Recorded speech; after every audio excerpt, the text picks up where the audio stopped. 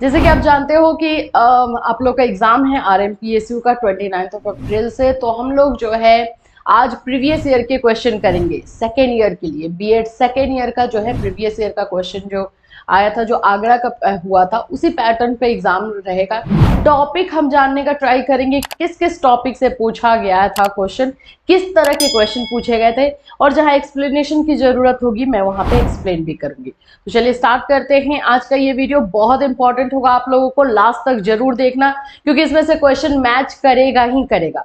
देखो अभी जितना मैथ्स है उतना ही तो आपको पढ़ाया जाएगा, एक्स्ट्रा तो कुछ नहीं। तो वही बात है कि नॉलेज एंड करिकुलम में जितना टॉपिक है उसी को आपको पढ़ाया जाना है। तो ये वीडियो आप लोग को 100% जो है आप लोगों के लिए ये फायदेमंद होने वाला है।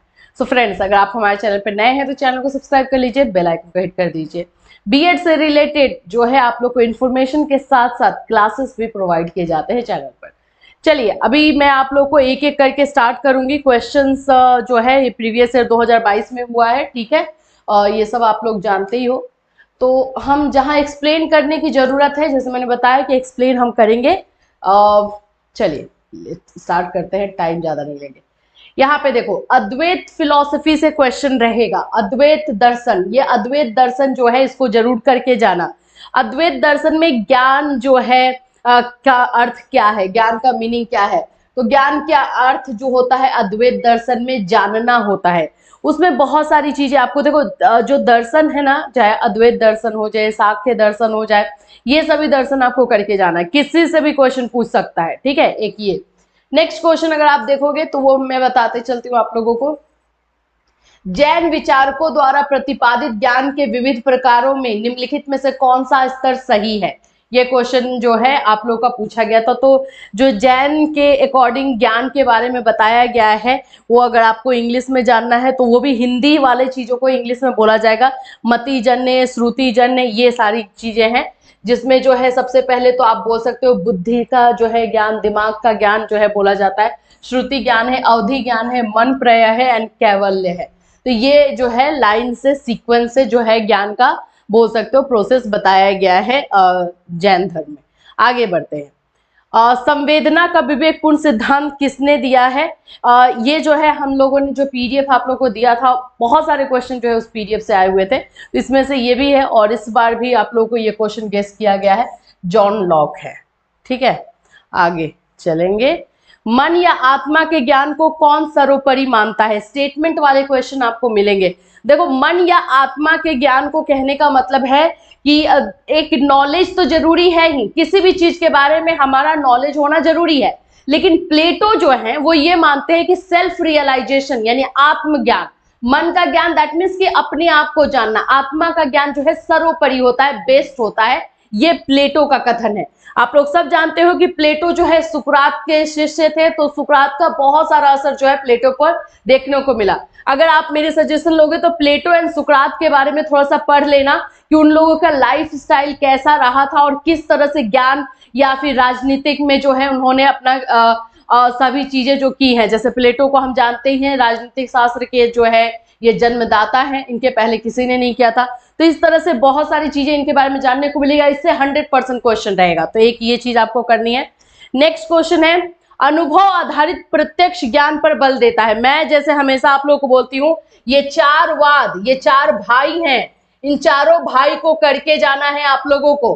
कहीं से क्वेश्चन पूछ देगा। अभी ये जहां पे पूछ रहा है अनुभव आधारित प्रत्यक्ष ज्ञान, यानी कि डायरेक्ट एक्सपीरियंस के लिए जो है कौन सा वाद बोलता है, कौन सा वाद जो है इस पे बल देता है। तो ये प्रकृतिवाद है। प्रकृतिवाद बोलता है कि बच्चों को जो है डायरेक्टली नेचर के कनेक्शन में आकर के सिखाना चाहिए, ना कि पर्टिकुलर किसी जगह पे बैठा करके, और नेचर से दूर नहीं किया जाना चाहिए।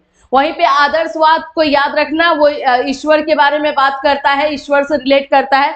अस्तित्ववाद का मतलब आप लोग का रियलिज्म हो जाता है, जो जो एग्जिस्ट करता है चीजें उसे मानता है। तो ये चीजें आपको ध्यान में रखनी है। भौतिकवाद आपका प्रैग्मेटिज्म हुआ। तो आप लोग को इन चारों वाद को क्लियर करना है। दर्शन की कौन सी शाखा ज्ञान से संबंध रखता है, ये भी मैंने आप लोग को बताया हुआ है, ये ज्ञान मीमांसा होगा। दर्शन की जो 3 शाखाएं हैं, 3 भाई लोग हैं इन लोगों के, वो याद रखोगे। एक क्या है, तत्व मीमांसा है, ठीक है। तत्व मीमांसा जो है ये ब्रह्मांड कैसे बना है उसके बारे में बताता है।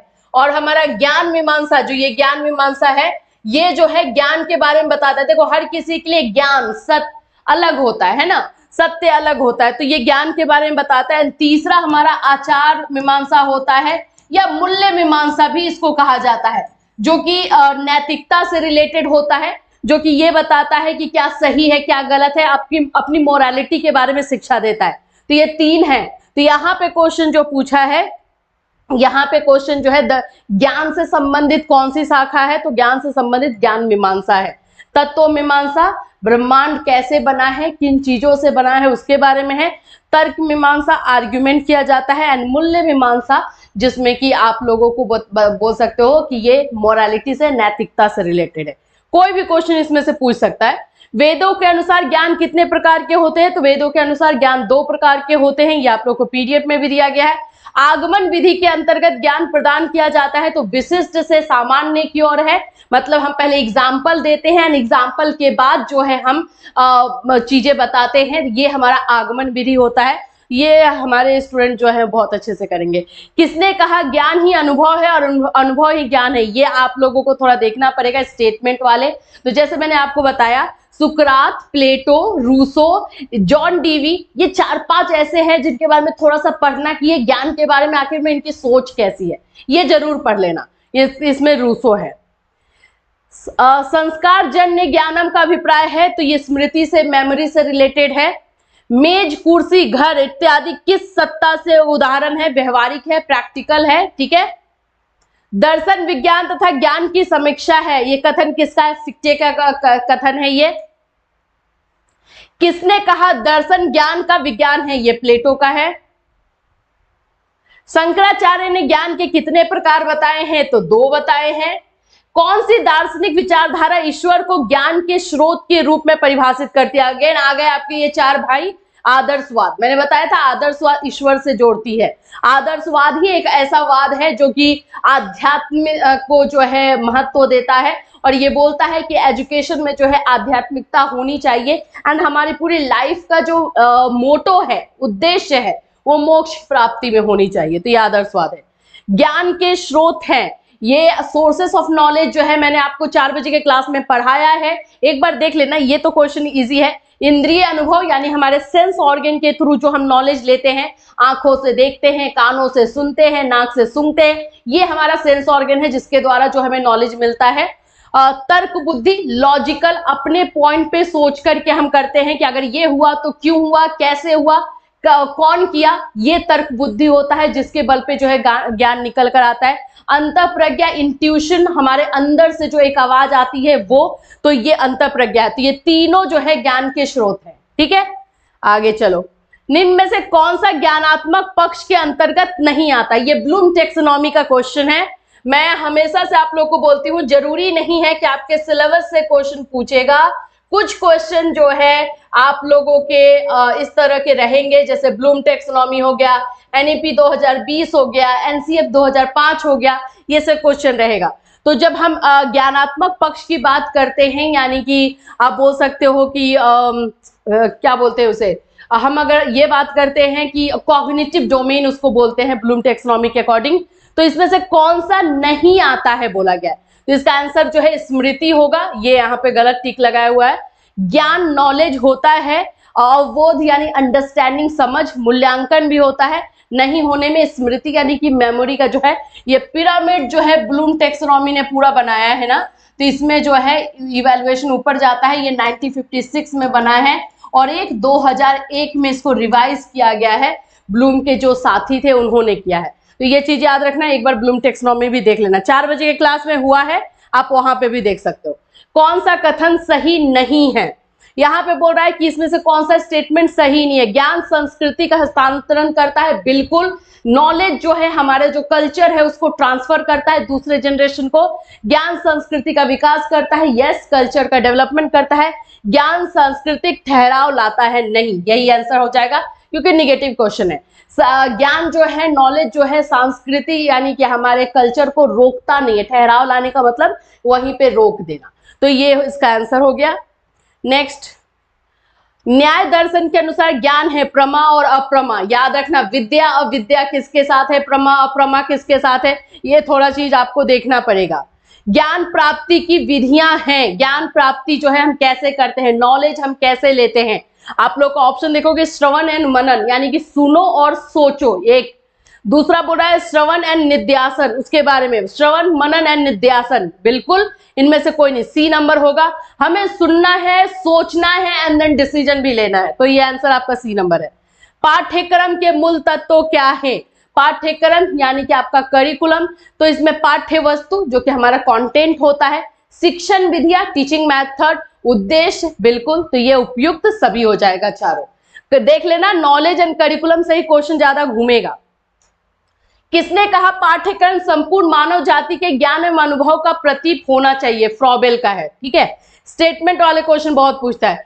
क्यूरेरर शब्द की उत्पत्ति हुई है, तो लैटिन भाषा से हुई है। क्यूरेरर का अर्थ होता है रेस का मैदान, है ना। ये बात आपको करिकुलम का जो है डेफिनेशन जो होता है उसी से आपको पता चलेगा, तो क्यूरेरर लैटिन हो गया। पाठ्यचर्या का अर्थ है, यानी कि करिकुलम का मतलब क्या होता है, कोर्स ऑफ स्टडी, यानी कि जो कोर्स जो सिलेबस दिया गया है वो पढ़ना, या कोर्स ऑफ टीचिंग या पढ़ाना, या उपयुक्त दोनों, तो दोनों है भाई, पढ़ना भी है और पढ़ाना भी है। करिकुलम जो बनाया जाता है वो टीचर को भी हेल्प करता है ना, उसी के अनुसार जो है टीचर पढ़ाता है, एंड स्टूडेंट को हेल्प करता है कि उसको पता है कि हाँ मुझे क्या क्या पढ़ना है, तो ये दोनों है।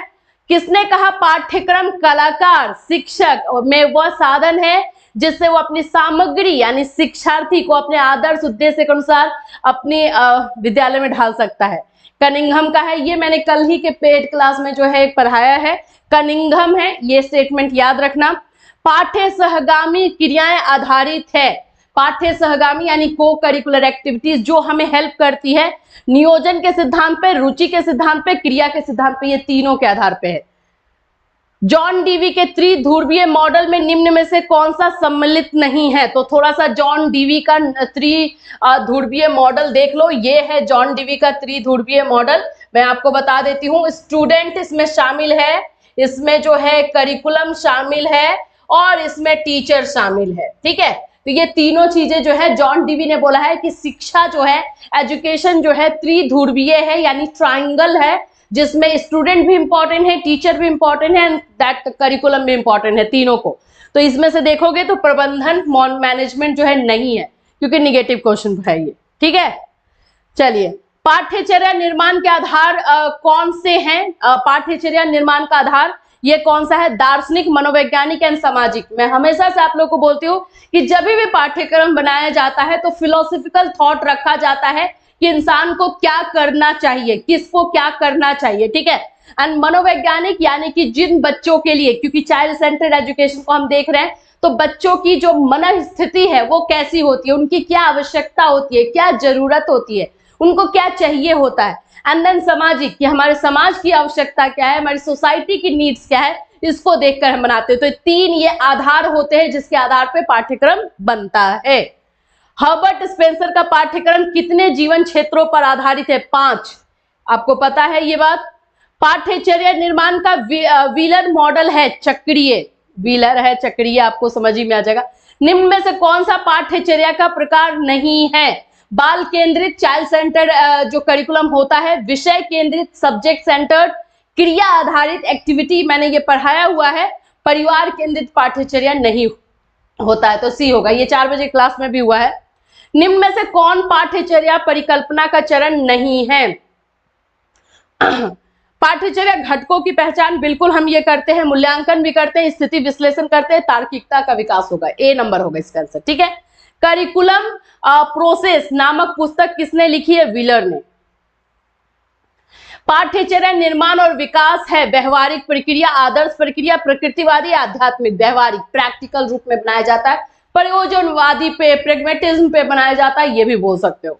पाठ्यचर्या मूल्यांकन होता है, गुणात्मक और मात्रात्मक दोनों होता है, क्योंकि हम कितनी क्वांटिटी दे रहे हैं और क्या दे रहे हैं, क्वालिटी, ये दोनों चीजें देखी जाती है। पाठ्यचर्या के संदर्भ में भौतिक जगत की तुलना में कौन आध्यात्मिक जगत को अधिक महत्व देता है, आदर्शवाद। बिल्कुल, देखो 4 बजे का क्लास आप लोगों को बहुत हेल्प करने वाला है। पाठ्यचर्या की विषय वस्तु का गठन किया जाता है मूर्त से अमूर्त की ओर, ठीक है, सी नंबर। पाठ्यचर्या प्रतिपूर्ति करता है शिक्षा के उद्देश्यों की। देखो है तो छात्रों के उद्देश्य से, शिक्षकों के उद्देश्य, लेकिन पहला मोटिव जो है यही होता है पाठ्यचर्या करिकुलम का, कि एजुकेशन का जो उद्देश्य बनाया गया है उसको पूरा किया जा सके। तो सी नंबर। करिकुलम प्लानिंग नामक पुस्तक के रचयिता कौन है? देखो इसमें थोड़ा सा डाउट है, इसलिए मैं इसको अभी नहीं बताऊंगी, क्योंकि करिकुलम प्लानिंग नामक पुस्तक से नाम अलग आ रहा है और यहाँ पे जो है ऑप्शन में नहीं दिया गया है।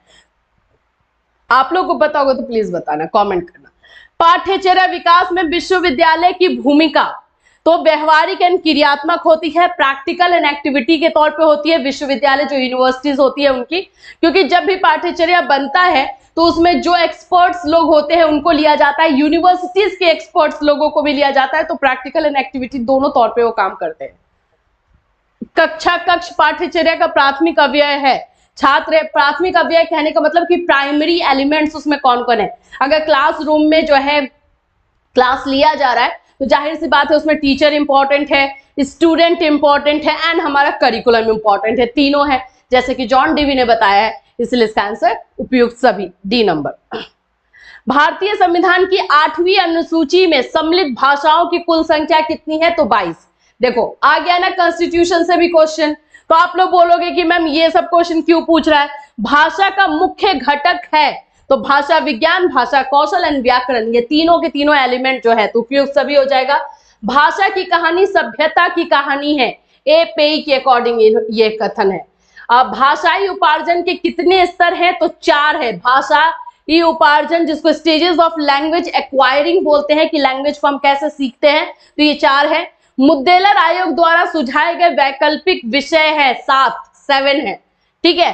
त्रिभाषा सूत्र किसने दिया है? तो कोठारी आयोग ने दिया है। विद्यालय अभिलेख से संबंधित होता है संचित अभिलेख, जिसको कि हम लोग बोलते हैं क्यूमुलेटिव रिकॉर्ड रखा जाता है। व्यवस्था यस मेंटेन करने के लिए रखा जाता है। वित्तीय फाइनेंशियल रखा जाता है, तो ये सभी है, मतलब कि स्कूल में ये सभी अभिलेख, ये सभी रिकॉर्ड रखे जाते हैं। भाषा साधन है अभिव्यक्ति का, ये कल भी हमने पढ़ा है। पाठ्य सहगामी क्रियाओं का उद्देश्य होता है, ये उपयुक्त सभी, भावात्मक, शारीरिक और मानसिक विकास का। किसने कहा विद्यालय समाज का लघु रूप है? डीवी। शिक्षा सबके लिए है, संविधान के निम्नलिखित अनुच्छेद में है, अनुच्छेद 45, ठीक है। भाषा के संबंध में कौन सही नहीं है? यहाँ पे देख लो, भाषा अस्थाई होती है, ये नहीं है, क्योंकि भाषा चेंज होती है, उसमें कुछ ना कुछ चेंजेस जो है आते रहते हैं। स्कूल शब्द की उत्पत्ति ग्रीक भाषा के किस शब्द से हुई है? स्कोलो से। शैक्षिक पर्यवेक्षण का नवीनतम रूप कैसा है? हस्तक्षेप रहित, यानी कि उसमें जो है इंटरफेयर नहीं होना चाहिए। समावेशीकरण की सफलता के लिए आवश्यक है संवेदनशीलता। क्षमता का भाव दिया, अलगाव दिया है, अभिभावकों की भागीदारी न होना दिया है, तो संवेदनशीलता, सेंसिटिविटी होनी चाहिए समावेशीकरण में। समावेशी शिक्षा मानती है कि हमें डैश के अनुरूप बदलना चाहिए, बच्चे के अकॉर्डिंग। याद रखना ये बच्चे के अकॉर्डिंग ही होगा, ठीक है। बच्चे और एनवायरमेंट है, यहाँ पे दिया हुआ व्यवस्था और बच्चे, बच्चे परिवेश या बच्चे व्यवस्था नहीं, बच्चे और परिवेश, इन्वायरमेंट जैसा होगा वहां का, और बच्चा तो ऑफकोर्स है ही। समावेशी शिक्षा के संस्थापक डिक्रोली। स्कूल का शाब्दिक अर्थ है अवकाश, यानी कि छुट्टी। समावेशी विद्यालय का आधार है उपयुक्त सभी, यानी समाजशास्त्र, दर्शन शास्त्र, मनोविज्ञान। समावेशी विद्यालय इसी के आधार पर बनाया गया। किसी संगठन में शैक्षिक पर्यवेक्षण किसके द्वारा किया जाता है? शैक्षिक पर्यवेक्षण कहने का मतलब है एजुकेशनल सुपरविजन, सुपरवाइज कौन करता है? तो प्रिंसिपल। पाठ्य सहगामी क्रियाओं का मुख्य उद्देश्य क्या है? सभी हो जाएगा। छात्रों को समायोजित व्यक्तित्व प्रदान करना, उनकी पर्सनालिटी डेवलप करना, सामान्य कक्षा की दिनचर्या से राहत देना, बोल सकते हो छात्रों को एक अच्छे नागरिक के रूप में विकसित होने का अवसर देना, तो ये डी नंबर है। भाषा के पक्ष है उपयुक्त सभी, वाक्य विज्ञान, रूप विज्ञान एंड ध्वनि विज्ञान। स्काउटिंग के जन्मदाता कौन है? रॉबर्ट वेन पावेल, ठीक है। एनसीएफ 2005 का मूल भाव कहां से लिया गया है? तो रविन्द्रनाथ टैगोर की रचना से लिया गया है, जिसको प्रगति एंड सभ्यता का नाम दिया गया है, तो ये आ गया। एनसीएफ 2005 को सही स्वरूप देने का श्रेय जाता है प्रोफेसर यशपाल को। बोलोगे कि मैम एनसीएफ तो हमारे सिलेबस में ही नहीं है, लेकिन ये पूछेगा एनसीएफ 2005 कक्षा में अध्यापक एवं छात्र अनुपात कितना रखने की बात है, 1:30। ये बात याद रखना, ये एनसीएफ 2005 में कक्षा में ये प्राइमरी का है, ठीक है, 1:30 प्राइमरी का है। एंड अगर उसके ऊपर जाओगे तो 1:35 हो जाता है, मतलब 30 बच्चों में एक टीचर। एनसीएफ 2005 में कितने अध्याय हैं, 5। एनसीएफ 2005 आधारित है शिक्षा बिना बोझ के। इसका जो स्लोगन है, मेन पॉइंट है कि एजुकेशन जो है विदाउट बर्डन होना चाहिए, बोझ नहीं होना चाहिए बच्चों के लिए। एनसीएफ 2005 के मुख्य सिद्धांत है याद करने से बचना, ज्ञान को वातावरण से जोड़ना, लचीली परीक्षा प्रणाली। एनसीएफ 2005 का चतुर्थ अध्याय है विद्यालय एवं कक्षा का वातावरण। एनसीएफ 2005 को किस समिति के द्वारा तैयार किया गया था, एनसीईआरटी। यूजीसी करके मत आ जाना, एनसीईआरटी है ये। एनसीएफटीई 2009 के अध्यक्ष थे प्रोफेसर सीएल आनंद। एनसीएफटी 2009 का पूरा नाम क्या था, national curriculum for teacher education, teacher के एजुकेशन के लिए था, ठीक है। बाल केंद्रित शिक्षा प्रणाली के समर्थक हैं जॉन डीवी, तो हाँ है। प्रोफेसर यशपाल 2005 एनसीएफ इन्होंने बनाया, तो यस ये भी है। मॉन्टेसरी तो है ही, तो ये तीनों हो जाएंगे। पाठ्यचर्या परिवर्तन एवं परिष्कार में किसकी भूमिका शून्य होती है, शिक्षा मंत्रालय। सॉरी, यहाँ पे आप लोग का छात्र है, ठीक है। पाठ्यचर्या परिवर्तन एवं परिष्कार में, यानी whose role is zero in the change and the refinement of curriculum. छात्र, शिक्षक, शिक्षा मंत्रालय या शैक्षिक प्रशासन, एजुकेशनल एडमिनिस्ट्रेशन तो रहेगा, शिक्षा मंत्रालय का भी कहीं ना कहीं हाथ रहेगा, छात्र का इसमें हो सकता है, ठीक है। इसमें थोड़ा सा डाउट लग रहा है, बट इसमें स्टूडेंट हो सकता है, बट स्टूडेंट को देख करके भी बनाया जाता है, तो ये क्वेश्चन को थोड़ा सा डाउटफुल में रखते हैं, क्योंकि हम ऐसा कोई भी क्वेश्चन नहीं करेंगे जिससे कि हमारे मार्क्स आने में प्रॉब्लम हो। पाठ्यचर्या में परिवर्तन के लिए निम्न में से कौन नीतियां सबसे अधिक प्रभावशाली है, राज्य एवं केंद्र सरकार की नीतियां, क्योंकि हर राज्य के लिए जो है, हर राज्य में अलग अलग बच्चे हैं, तो वो एक बार स्टेट वाइज जो है नीति बनानी चाहिए, और एक केंद्र यानी सेंट्रल लेवल पे भी जो है पॉलिसीज बनती है, तो ये इन दोनों की होगी। पाठ्यचर्या निर्माण में अध्यापक किसका सहारा नहीं लेता है, आर्थिक योजना का, वार्षिक योजना, यूनिट योजना, अध्ययन योजना, आर्थिक योजना होगा। निःशुल्क व अनिवार्य बाल शिक्षा अधिकार अधिनियम किस वर्ष बना, 2009, जिसको आरटी एक्ट के नाम से हम लोग जानते हैं, और ये इंप्लीमेंट 2010 में हुआ, 1 अप्रैल 2010 को। किसने कहा नेतृत्व ही संभावनाओं को यथार्थ बनाता है, किथ डेविस। किसने कहा नेतृत्व व्यक्ति को प्रभावित करने की एक ऐसी क्रिया है, तो ये जॉर्ज टेरी है, ठीक है। नेतृत्व की वो शैली, देख लो लीडरशिप से क्वालिटी क्वेश्चन है। नेतृत्व की वो शैली जिसमें सारे अधिकार एक ही व्यक्ति में होते हैं, निरंकुश शैली कहलाती है। नेतृत्व को किस प्रकार परिभाषित किया जा सकता है, ये डी नंबर हो जाएगा। नेतृत्व का परिस्थिति जन्य सिद्धांत अन्य किस नाम से जाना जाता है, आकस्मिकता के सिद्धांत के नाम से, यानी सडन। छात्रों के लिए अनुशासन आवश्यक है, विषयों के चुनाव के लिए, ज्ञान अर्जन के लिए, सरल अधिगम के लिए। परियोजनवाद किस अनुशासन का समर्थन करता है, प्रभावात्मक, इफेक्टिव का। डिसाइपल शब्द का क्या अर्थ होता है, शिष्य। अनुशासन का अर्थ अपनी भावनाओं तथा शक्ति को नियंत्रण के अधीन करता है, टीपी नन ने दिया है ये। जवाबदेही है उत्तरदायित्व का निर्वहन करना। जवाबदेही दैट मीन्स कि हम जो रिस्पॉन्सिबिलिटी लिए हैं उसके लिए आंसरेबल है, हमने आपके तैयारी के लिए रिस्पॉन्सिबिलिटी ली है तो हम आपके लिए आंसरेबल है, राइट। जवाबदेही का प्रकार है उपयुक्त सभी। शिक्षक की भूमिका है मनोवैज्ञानिक, अनुसंधानकर्ता, अनुदेशक, तीनों के रूप में सभी आ जाएगा। कक्षा में दिया गया सामूहिक दंड होता है प्रभावी। सामूहिक दंड यानी ग्रुप में, सिंगल नहीं दे सकते हो, याद रखना। शिक्षा में नकारात्मक साधन है दंड। नकारात्मक साधन यानी निगेटिव जो है, जो कि नहीं जनरली इंडिविजुअल रूप में तो सभी के सामने नहीं दिया जाना चाहिए, हाँ सभी को एक साथ दे सकते हो। दंड का उद्देश्य होता है कि मतलब चेंजेस आना, ठीक है। परियोजनवाद के अनुसार शिक्षक की भूमिका है निर्देशक की, परियोजनवाद के अनुसार बताया जा रहा है। प्राचार्य की भूमिका है नेतृत्व, लीडरशिप क्वालिटी, प्रशासक, एडमिनिस्ट्रेटर एंड पर्यवेक्षक यानी सुपरवाइजर, तीनों की है। विद्यालय की शिक्षा की जवाबदेही होती है प्राचार्य की, प्रबंधक की, अध्यापक की, तीनों की, उपयुक्त सभी। अनुशासन बनाने की नकारात्मक विधि है आलोचनात्मक दृष्टिकोण। किसने कहा शिक्षक मनुष्य का निर्माता है, जॉन एडम्स ने कहा है। प्रशिक्षण में अनुशासन होता है सामाजिक, डिसिप्लिन करता है, लचीला एंड मित्रवत, उपयुक्त सभी। D number. तो ये हमारे 100 क्वेश्चंस के जो है प्रीवियस ईयर का क्वेश्चन हमने सॉल्व किया। इससे बहुत क्वेश्चन मिलेंगे, साथ साथ जो टॉपिक मैंने बताया वो टॉपिक जरूर कर लेना। इससे रिलेटेड और कोई हेल्प आपको चाहिए हमसे, तो बिल्कुल इस वीडियो में कमेंट कर सकते हो। फिर मिलूंगी, till that have a nice